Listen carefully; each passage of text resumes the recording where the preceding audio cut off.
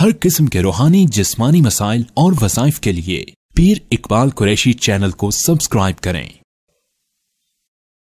नहमदुहु व नुसल्ली व नुसल्लिमु अला रसूलिहिल करीम, अम्मा बाद, फ़अऊज़ु बिल्लाहि मिनश शैतानिर रजीम, बिस्मिल्लाहिर रहमानिर रहीम। व उहीत बिसमरिही फ़अस्बह युक़ल्लिबु कफ़्फ़ैहि अला मा अनफ़क़ फ़ीहा व हिय ख़ावियतुन अला उरूशिहा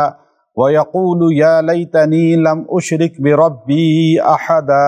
सदक़ल्लाहुल अज़ीम। इसके अंदर अल्लाह रब्बुल इज़्ज़त ने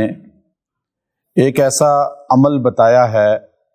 कि अगर किसी पर कोई आफत आ जाए, मुसीबत आ जाए, कोई वबाल आ जाए या ऐसी आजमाइश आए कि उसका माल, जान, इज़्ज़त, आबरू सब ख़त्म हो जाए, जब बिल्कुल कोई साथ देने वाला ना हो, तो ये अमल करे, ये अल्फाज अदा करे जो एक ऐसे बंदे ने अदा किए थे जिसका सब कुछ लुट गया था। अल्लाह रब्बुल इज़्ज़त ने इसका बताया कि इससे इंसान की तौबा भी सच्ची कबूल हो जाती है और अल्लाह ताला जिस गुनाह की वजह से उसकी गिरफ्त की है वो गुनाह भी माफ़ फरमाते हैं और नए सिरे से उसकी दाद रसी फरमा कर उसे सेटल भी करते हैं। अब आप देखते हैं बहुत से लोग माली तौर पे बहुत मुस्तहकम हो जाते हैं और फिर एकदम जो है उनसे सारा कुछ छीन लिया जाता है। कोई ना कोई तूफान आ गया, सैलाब आ गया, जलजला आ गया या कोई आफत आ गई, आग लग गई या इसी तरह का कोई और नुकसान हो गया या इसी तरह औलाद में कोई नुकसान हुआ या इंसान की और जिंदगी के मामलात में कोई भी वबाल आया और आज आप देखते हैं कि एक परेशानी ख़त्म होती है तो दूसरी परेशानी आ दबोचती है। अब इंसान को आज के मुआशरे में ख़ास तौर पे ये इतने बेहतरीन अल्फाज हैं वजीफ़े की शक्ल में कि अगर ये अल्फाज अदा करेगा तो अल्लाह ताला उससे छिनी हुई नेमत उसे वापस अता फरमा देंगे। मनसब छिन गया है, ओहदा छिन गया है, इंसान मखलूक के सामने पस्त हो गया है, तो ये वजीफा जरूर पढ़े, चूंकि एक ऐसे बंदे के अल्फाज हैं जिसने बतौर वजीफा ये अल्फाज अता किए थे। वो मानता नहीं था किसी की बात, उसको दौलत इतनी मजबूत मिली थी कि वो अपनी दौलत को देखकर, अपने नौकर चाकरों को देखकर, अपने बागात और फलों को देखकर बड़े तकब्बुर के साथ कहता था कि ये तो कभी खत्म होगा ही नहीं। मुझे नहीं लगता, पिछली आयत गुजर गई आपने देखी, क्योंकि बातरतीब पूरे कुरान पाक का मैं तो तफसीर बयान कर रहा हूं ये वज़ाइफ की शक्ल में, ताकि आपको बात समझ आ जाती है जल्दी। फिर इसमें से अपने मकसद की हमारे नतीजा भी निकल आता है और वजीफा भी निकल आता है। असल कुरान पाक के अंदर हमने गौर करना है कि हमें इससे फायदा अल्लाह ताला दुनिया आखिरत का क्या दे रहे हैं। खाली कोई किस्सा कहानियों की किताब तो नहीं है। आज तो लोग समझते हैं कसस की किताब है, इसमें स्टोरीज हैं बस, और बस स्टोरी बयान हुई, बात खत्म हो गई। नहीं, इसके अंदर एक इबरत है। वो इबरत क्या है? अल्लाह ताला कुरान पाक में बार बार फरमाते हैं फ़अतबिरू या उलिल अबसार। अल्लाह ताला कहते हैं देखो ए लोगों, इबरत हासिल करो अगर तुम्हारे पास आंखें हैं, बसीरत है। अब यहां देखिए कि वो बंदा जो कह रहा था ये बाग कभी खत्म नहीं होगा, क्यों नहीं खत्म होगा? ऐसे केमिकल, ऐसी अद्वियात मैंने यहां पर छिड़काव की मिसाल के तौर पे, जैसे आज कहता है कोई, और ऐसे ऐसे मैंने यहां पे लोगों को ड्यूटी पे लगाया हुआ है, रात को भी ड्यूटी, दिन को भी ड्यूटी, कोई चीज आ ही नहीं सकती। और ऐसा सब्जा है इसके अंदर कि खजूर की लाइनें हैं कतार। वो पीछे अल्लाह ने खुद कुरान में बताया कि खजूर के यूं लाइनें थी दरख्तों की, अंदर अंगूर थे, अंगूरों की बेलें थी, उसके अंदर जो है खेती थी, और ऐसा बेहतरीन बाग के उसके सेंटर में आबशार थी, नहर थी, और फिर दीवारें चारों तरफ खूबसूरत बनाई हुई, और अंदर कोई आ नहीं सकता था। लेकिन अल्लाह ने उसको एकदम पकड़ा और सब कुछ खत्म हो गया उसका। जब उसको कहा गया कि देख तू इसकी गोया के ज़कात दे, इसका उशर होता है वो दे तू, और अल्लाह के बंदों पे भी खर्च कर और अल्लाह की मान कर चल, बड़ी ताकत अल्लाह की समझ। वो समझता था नहीं पैसे वाला ताकतवर होता है, जैसे आज हमारे लोग अक्सर समझते हैं, जिसके पास थोड़ी सी सीट होती है, ओहदा मिलता है, पैसा आता है, वो समझता है कि मैं ही सब कुछ हूं दुनिया में। और फिर हमारे सामने जब वो बिस्तरे मरग पे जाता है तो या इक़्तिदार से हटता है तो तख्त से तख्ते पे चढ़ जाता है और वहां सीट से एकदम अस्पताल की बेड पे लेट जाता है और अल्लाह ताला उसे निशाने इबरत बना देते हैं। तो इसके साथ भी यही हुआ। इसने, अगर कोई बंदा اس میں ایک اور بات بھی پتہ چلی کہ جس بندے کو نعمت ملے اور یہ وظیفہ پڑھتا رہے، اللہ اس سے وہ نعمت چھینے گا بھی نہیں۔ یہ بھی اس میں قرآن کی اس آیت میں ہمیں واضح پتہ چلتا ہے۔ اب آپ دیکھیے، وہ بندہ غرور تکبر میں بہت آگے نکل گیا تھا، تو اللہ تعالیٰ پھر خود نقشہ کھینچتے ہیں کہ رات کو وہ بہترین اپنے باغ کی وزٹ کر کے سویا، سارے لوگوں کو کہا جی صبح میں آؤں گا، یہ کام کراؤں گا، یہ کام ہوگا، تم نے یہ کرنا ہے، صبح صبح ادھر جانا ہے، یہ کہانیاں سنا کر وہ اپنے گھمنڈ میں رات کو گھر گیا۔ رات کو وہ کھربوں پتی تھا اور کھربوں میں کھیل رہا تھا جیسے، اور صبح جب واپس آیا تو کیا حال تھا، ایک لمحے میں انسان کہاں سے کہاں پہنچ جاتا ہے۔ یہ انسان کی ویلیو ہے، یہ انسان کی ہسٹری ہے کہ بدماش بنتا ہے، آوارہ گرد بنتا ہے، غرور و تکبر میں آتا ہے۔ میں ان پہاڑوں میں گیا قوم عاد کے، جو قوم عاد اتنی لمبی لمبی ہائٹ ان کی، اور وہ کہتے تھے من اشد منا قوہ، وہ ان کے جوان کہتے تھے کہ ہم سے کوئی بڑا طاقتور ہے۔ اب یہ مسٹر ایشیا میرے پاس آیا، تو مسٹر ایشیا جو جم، تو وہ میرے پاس بیٹھے ہوئے تھے، 2-3 تھے، مسٹر پاکستان بھی 2-3 اور مسٹر ایشیا خود بھی تھا۔ تو وہ بیٹھے، میں نے ان کو کہا، یہ جب واقعہ سنایا تو وہ ایک دم مجھے کہنے لگا جی واقعی ہم جم جا کر ہم بھی یہی سمجھتے ہیں ہم سے بڑا کون ہے۔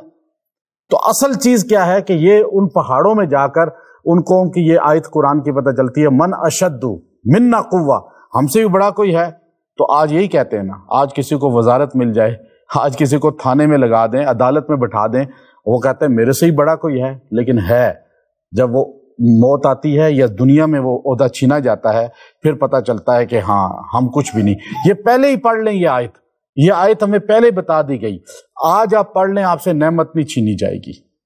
جو ملی ہوئی ہے، اور جو چھین گئی ہے وہ مل جائے گی اور نعمت اور بڑھے گی۔ تو اب وہ رات کو بتا کر صبح پہنچا، جیسے ہی باغ میں داخل ہوا تو دور سے ہی دیکھا کہ ہے ہی کچھ نہیں، نہ پھل، نہ پھول، نہ درخت، نہ جو ہے سبزہ، نہ آبشاریں، نہ انگور، نہ کھجور، نہ کھیتی، اور نہ ہی اس کا کوئی بندہ نظر آ رہا ہے۔ بنجر بالکل میدان بنا ہوا ہے، سعیدہ۔ تو اب وہ اس کے بعد اللہ کہتا ہے وَأُحِيطَ بِثَمَرِهِ، پھر گھیر لیا اس پھل کو اللہ کی طرف سے عطاب نے۔ اب وہ کیا عطاب تھا، کیا عذاب تھا، قرآن اس پہ خاموش ہے۔ قرآن نے نہیں بتایا کہ وہ کیا عذاب تھا، کہ اس پہ طوفان آیا، زلزلہ آیا، سیلاب آیا، آگ برسی، پتھر برسے۔ لیکن ایک بات ہے کہ امام المفسرین ابن عباس رضی اللہ تعالیٰ عنہ فرماتے ہیں کہ پتہ یہ چلتا ہے کہ اس پہ آگ برسی تھی، چونکہ پیچھے ذکر ہے آگ آسمانی آفت کا، تو آگ برسی ہوگی۔ خیر رات کو جو بھی ہوا، بجلی کڑکی، آگ برسی، وَأُحِيطَ بِثَمَرِهِ، اس کے پھل کو یوں گھیر لیا ساری عذاب نے۔ فَأَصْبَحَ، پر جب وہ صبح آیا، صبح اپنے باغ میں داخل ہونے لگا، تو وہ تو بڑے سوچ کے آیا تھا، پلاننگ، لیکن جب وہاں آیا تو کیا تھا، یقلب کفیہ، وہ ہاتھ مار رہا تھا ہاتھوں کے اوپر، یعنی ہاتھ پہ ہاتھ مارے کھڑا تھا، یعنی اس کے ہاتھ میں کچھ بھی نہیں بتا۔ یقلب، یوں گھمانا، ہاتھ کو کہتے ہیں، گھمانے کو یقلب کہتے ہیں، کفیہ اس ہاتھ کو کہتے ہیں۔ اب وہ اپنی ہتھیلیاں گھما رہا تھا، یعنی ہاتھ خالی ہو چکا تھا، ہاتھ میں کچھ بھی نہیں تھا، یعنی خالی ہاتھ ہی گھومتے ہیں، ورنہ تو وزن اٹھایا ہوتا ہے انہوں نے، چاہے ڈالر کا ہو، چاہے پیسے کا ہو، چاہے سونے چاندی کا ہو۔ اب کس پہ ہاتھ مل رہا تھا وہ، علی ما انفق فیہا، جو اس نے انویسٹ کیا تھا اس مال پر، باغ پر، یعنی سارا پیسہ ہی انویسٹ کر دیا تھا۔ آج آپ جا کے دیکھیں راجہ بازار میں، آج ننکاری بازار میں، آج جا کے اب منڈی میں دیکھیں، جتنا پیسہ ہوتا ہے آڑتی اور دیگر لوگ اسی پر انویسٹ کر دیتے ہیں، اور ہر بندہ یہی کرتا ہے، اپنے بزنس پہ انویسٹ کرتا ہے۔ تو اب اس نے اپنا سارا مال وہاں انویسٹ کر دیا تھا، تو ایک تو پتہ یہ چلا کہ اس کا کل اثاثہ ختم ہو گیا۔ دوسرا مفسرین نے لکھا کہ انفقہ جو لفظ ہے، اس سے پتہ چلا کہ سونا چاندی ہر چیز بھی ختم ہو گئی اس کی، وہ بھی ختم بیچ میں ہی۔ اس نے گویا کہ یہ فارم ہاؤس بنایا ہوا تھا باغ کے اندر ہی، اور اس میں ساری چیزیں رکھی ہوئی تھی۔ اب وہ علی ما انفق فیہا، اور وہ حالت کیا تھی، وہی خاویۃ، اور وہ سارا کا سارا اجڑ چکا تھا، گر چکا تھا، علی عروشہا، یوں الٹا، یعنی اوپر کی چیزیں نیچے، نیچے کی یوں، یعنی ہر چیز بکھری ہوئی تھی، اور وہاں پہ پتہ چل رہا تھا کہ یہاں کوئی سخت عذاب آیا ہے، سخت جو ہے یہاں پہ کوئی مسئلہ پیش آیا ہے، کوئی چیز نظر ہی نہیں آ رہی تھی، خاویۃ علی عروشہا ویقول، پھر اس نے جب دیکھا نا آنکھوں سے، آج لوگ جب پکڑ میں آتے ہیں، کوئی بیماری لگتی ہے، پھر ایک دم استغفر اللہ استغفر اللہ، پھر تسبیح پکڑ لیتے ہیں، پھر جو ہے جب کوئی تھوڑا سا جھٹکا لگتا ہے تو اس کو بھی جھٹکا لگا ایک، اور ایسا اس کا سافٹ ویئر اپ ڈیٹ ہوا، جیسے ہمارے بھی لوگوں کا ہوتا ہے نا اکثر، تو اب اس کا اپ ڈیٹ ہو چکا تھا، اب اس نے ایک دم کہا وَيَقُولُ، اور کہنے لگا یا لیتنی، کاش افسوس، ہائے افسوس، لم اشرک، میں شرک نہ کرتا، بربی احدا، اپنے رب کے ساتھ کسی ایک کو بھی اللہ کے ساتھ شریک نہ بناتا، یعنی میں نے اللہ کے ساتھ ہر چیز میں شریک بنایا، بتوں کو شریک بنانا خالی نہیں ہے، طاقت میں بھی اللہ کے ساتھ کوئی نہیں، آپ اپنے آپ کو طاقتور سمجھتے ہیں، اقتدار میں بھی اللہ کے سوا کوئی نہیں، اپنے آپ کو اقتدار والا سمجھتے ہیں کہ میرا فیصلہ کیوں نہیں مانا، میری بات کو کیوں نہیں مانا، یہی تو آج چل رہے سارے ہمارے جتنے بھی حکمران ہیں، جتنے ہمارا طبقہ ہے، ہر بندہ یہی کہہ رہا ہے نہیں، حکم صرف اللہ کا مانا جائے گا، فیصلہ صرف اللہ کا مانا جائے گا۔ اب یہ کہنے لگا اس نے کوئی شرک نہیں کیا تھا، یہ کافر نہیں تھا، کہتے ہیں بعض، کہ کافر نہیں تھا، یہ کافر نہیں تھا، تبھی تو قرآن بتا رہا ہے کہ وہ اپنے دوست کے ساتھ باتیں کر رہا تھا، دوست مومن صادق تھا، یہ تھوڑا سا بگڑا ہوا تھا مومن لیکن بھٹکا ہوا تھا، جیسے آج ہمارے مسلمان ہیں، لیکن اس نے جو جملہ کہا، اگر یہ کافر ہوتا تو کبھی نہ کہتا کہ میں جو ہے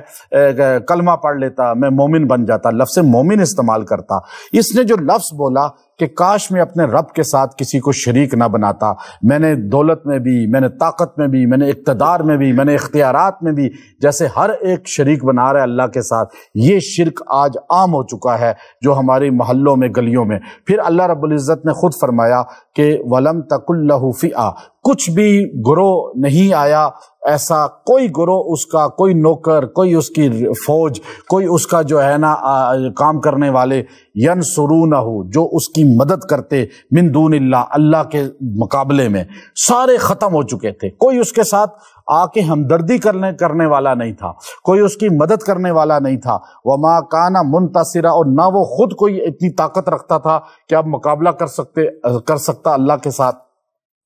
اللہ نے ایک جملے میں پورے اپنے اختیارات کو جمع کر دیا، ہنالک الولایا، اور یاد رکھو یہی ہے جو اختیارات، ولایا، اختیارات للہ، صرف اللہ کے ہیں، اختیارات پوری دنیا میں صرف اللہ کا ہے، اور وہی حق ہے، ہنالک الولایۃ للہ الحق، جو بالکل صحیح ہے، اللہ کے علاوہ کسی کا اختیار مکمل نہیں ہے، کبھی آئین میں ترامیم ہو جاتی ہے، اور کبھی جو ہے نا اختیارات میں ترامیم ہو جاتی ہیں، تبدیل ہو جاتے ہیں فیصلے، لیکن اللہ کا فیصلہ تبدیل نہیں ہوتا، دنیا والوں کی ہر چیز تبدیل ہوتی ہے۔ تو یہ ہنالک الولایۃ للہ الحق هو خیر ثوابا، وہی بہترین بدلہ دینے والا ہے، وخیر عقبا، اور بہترین انجام تک پہنچانے والا ہے۔ اب اگر کسی آدمی کا کوئی نقصان ہو جائے، کسی کا کوئی بہت زیادہ نقصان ہو، تھوڑا نقصان ہو، کسی کو پر کوئی عذاب آ جائے، کوئی عطاب آ جائے، کوئی پکڑ میں آ جائے،